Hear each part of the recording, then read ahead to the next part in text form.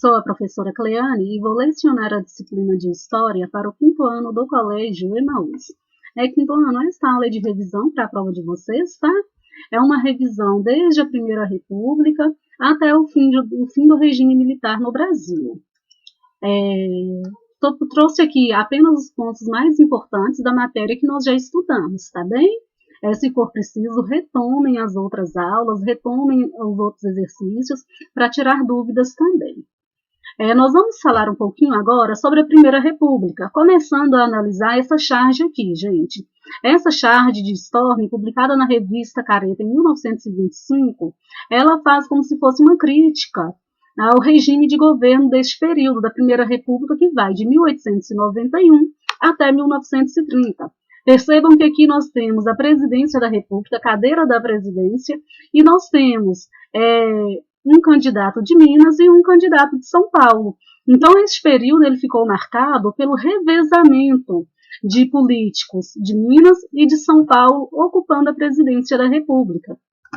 Este período ele vai ficar conhecido, inclusive, como política do café com leite por conta deste revezamento dos políticos no poder, dos políticos de São Paulo e de Minas Gerais. De 1891 a 1894, pessoal, foi o período que o Brasil ele foi governado por militares, o Deodoro da Fonseca e Floriano Peixoto.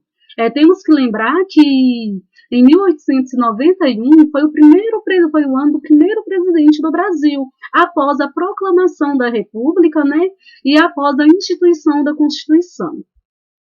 Em 1894, vão assumir presidentes indicados tanto por São Paulo quanto por Minas Gerais, e este período também ele vai ficar conhecido como governo oligárquico, porque neste período vai haver o revezamento na presidência de uma pequena população, da elite, né, aquela camada que detém o poder.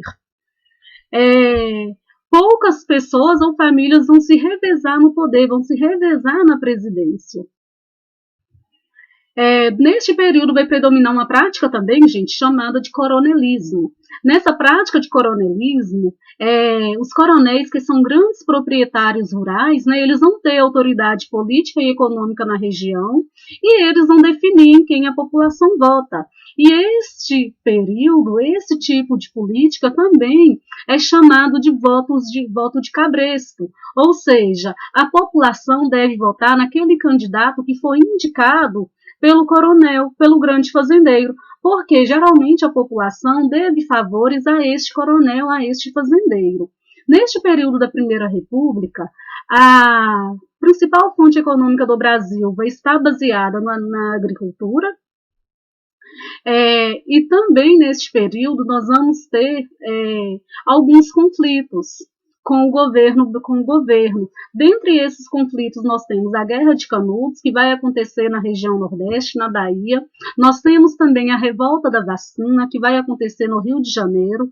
Vai ser uma revolta de cunho popular contra as medidas adotadas pelo governo naquele período, né, para erradicar a varíola no Rio de Janeiro. E também nós vamos ter a Guerra do Contestado, na região sul do Brasil.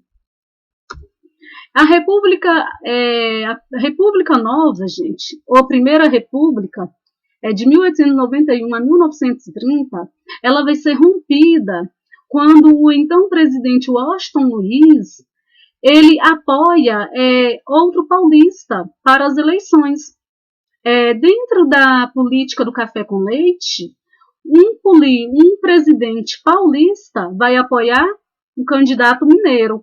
E o candidato mineiro que está na presidência vai apoiar o candidato paulista. Só que o Washington Luiz ele vai romper com este ciclo, ele vai romper com essa política. Então ele vai apoiar um outro candidato paulista, no caso Júlio Prestes, que vai vencer as eleições em 1930.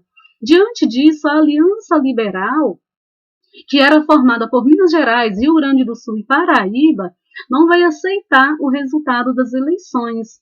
Então, vai organizar um golpe e Getúlio Vargas vai assumir o poder, vai assumir a presidência em 1930. Este fato vai ficar conhecido como Revolução de 1930. Então, com este golpe de Estado, com este golpe, o Getúlio Vargas ele vai governar o país até 1945. E nós vamos ver que o governo de Getúlio Vargas ele vai ficar marcado por algumas fases, por alguns acontecimentos. Inicialmente vai ter o governo provisório de 1930 a 1934, posteriormente o governo constitucional, porque em 1934 Getúlio Vargas elabora uma constituição que vai até 1937, e em 1937 o chamado Estado Novo é quando Getúlio Vargas novamente ele dá um golpe, ele impede que as eleições aconteçam e estabelece uma ditadura no Brasil. Durante o governo provisório, a economia cafeeira ela vai estar em crise, e Getúlio Vargas ele vai adotar algumas medidas para tentar alavancar, desenvolver a economia do Brasil. Ele vai criar o Ministério do Trabalho, o Ministério da Educação e Saúde, e também vai acontecer uma revolução constitucionalista em 1932. Durante o governo constitucional de 1934 a 1937, com a elaboração da Constituição de 1934, vai estabelecer alguns direitos, como o salário mínimo ele vai ser estabelecido já nessa Constituição, férias remuneradas. A partir dessa Constituição, a mulher ela vai adquirir o direito ao voto, e também nesta Constituição vai ter um grande avanço para a educação básica, vai determinar o ensino obrigatório e gratuito. No Estado Novo, de 1937 a 1945, Getúlio Vargas, com o apoio dos militares, ele vai impedir uma nova eleição, ele vai cancelar a Constituição de 1934, vai impor uma nova Constituição e vai lhe conceder poderes amplos de governo. Ele vai determinar o fim dos partidos políticos, a instalação de algumas usinas, como a siderúrgica de Volta Redonda, vai iniciar a exploração do petróleo na Bahia, e o Brasil ele vai participar da Segunda Guerra Mundial. No início de 1945, gente, já com algumas insatisfações, manifestações organizadas pela população, o governo ele vai estar enfraquecido, e os militares que ainda vão restar no poder, né, alguns militares, eles vão obrigar Getúlio Vargas a renunciar. E neste mesmo ano vai ser eleito Eurico Gaspar Dutra, por meio de eleições diretas. Lembrando que eleições diretas, quem escolhe o governante é a população. Este período, que começa com o governo de Eurico Gaspar Dutra, ele vai ser chamado de República Populista e vai de 1946 até 1964. Vão acontecer várias transformações neste período, tanto transformações políticas quanto transformações econômicas. Vai haver a promulgação de uma nova Constituição em 1946, com base em princípios democráticos. Então, vai se estabelecer novamente a forma republicana de poder, com presidente, Senado e Câmara dos Deputados. Vai haver também a criação da Petrobras, a instalação da indústria automobilística no país e a construção da cidade de Brasília, já no governo de Juscelino Kubitschek. Em 1951, Getúlio Vargas ele vai voltar ao poder, desta vez eleito pelo povo. Porém, gente, o Brasil vai estar passando por uma grave crise social, por uma grave crise econômica.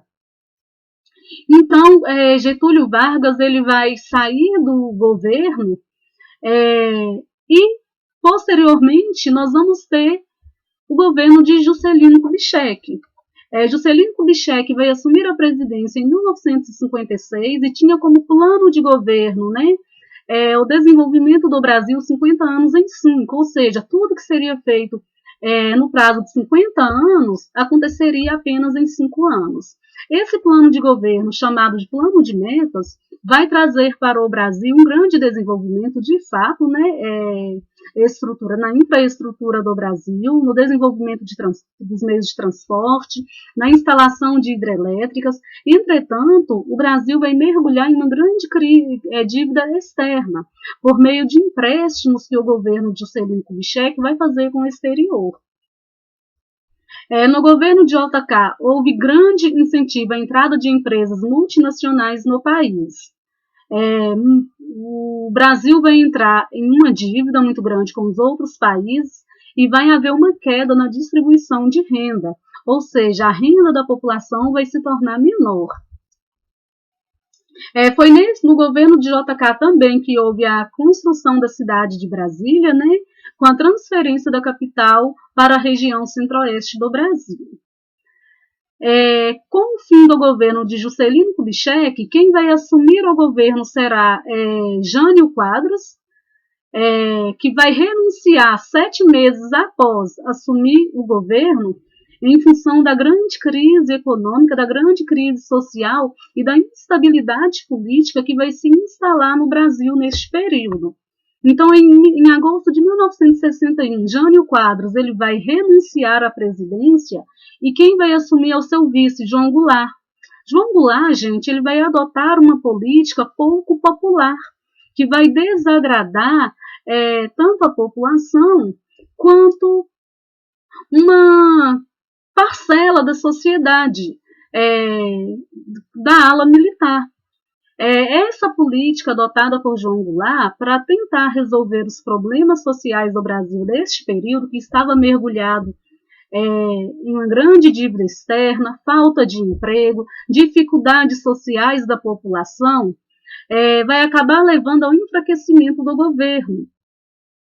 Então, a população pobre também, que não se beneficiava com o desenvolvimento industrial, vai se mostrar cada vez mais revoltosa, cada vez mais insatisfeita. Diante deste contexto e do insucesso do governo de João Goulart, os militares uniram-se e tiraram João Goulart da presidência. Então, em 31 de março de 1964, os militares vão depor o presidente João Goulart por meio de um golpe e vão assumir o governo. Então, deste modo, inicia-se pela segunda vez no Brasil um período de ditadura. Porque pela segunda vez? O primeiro momento foi lá em 1937, quando Getúlio Vargas impede novas eleições, dissolve a Constituição vigente, né, e governa de forma ditatorial. E agora, novamente, né, em 1964. O governo militar ele vai de 1964 a 1985. Ele é marcado por grande repressão, né, por perseguição política também. Este governo militar vai usar como base de governo também a propaganda para divulgar o regime militar, né, como forma de exaltar o nacionalismo e também passar aquela ideia de que o Brasil estava se tornando uma grande potência. O regime militar ele buscava intimidar a oposição e caracterizar as pessoas que eram contra a ditadura como inimigos da nação, como se essas pessoas fossem contra o desenvolvimento do país. Nessas duas imagens aqui nós temos algumas dessas propagandas que foram realizadas pelos governos militares. Ninguém mais segura este país e Brasil, ame-o ou deixe-o. Neste período da ditadura militar, a repressão política ela vai ser muito grande, vão ser instaurados alguns atos institucionais. O mais severo destes atos institucionais foi o AI-5, instituído em 1968, que vai dar plenos poderes ao presidente, né, que permitiu, inclusive, o fechamento do Congresso Nacional e limitava os direitos da população. E também possibilitava a prisão de forma arbitrária, a prisão de forma violenta, né? Neste período de 1968 a 1973, gente, o Brasil ele vai viver o chamado milagre econômico. É quando o Brasil ele vai passar por um grande desenvolvimento econômico. Vai haver um incentivo ao consumismo, o Brasil vai tentar adotar um padrão de vida norte-americano, a expansão dos centros comerciais, o crescimento do PIB e da industrialização também. Lembrando que o PIB é o Produto Interno Bruto, né? É a soma de todas as riquezas produzidas por um país ao longo de um ano. Entretanto, a partir de 1973, a população já vai se mostrar muito mais insatisfeita com essa forma de governo, porque a desigualdade social vai aumentar muito, vai haver uma grande concentração de renda também durante este período. Então, em meio à forte repressão dos militares, muitos opositores a essa forma de governo vão se manifestar. Em 26 de junho de 1968, vai acontecer a passeata dos 100 mil no Rio de Janeiro. Nessa passeata, milhares de pessoas vão às ruas para protestar contra o regime militar. E essa passeata vai surgir como uma forma de protesto em relação à forma de governo vigente contra as mortes, contra as prisões e contra a violência policial também nas ruas. No final da década de 90, de 70, como nós vimos, vai ter início uma grande crise econômica, né?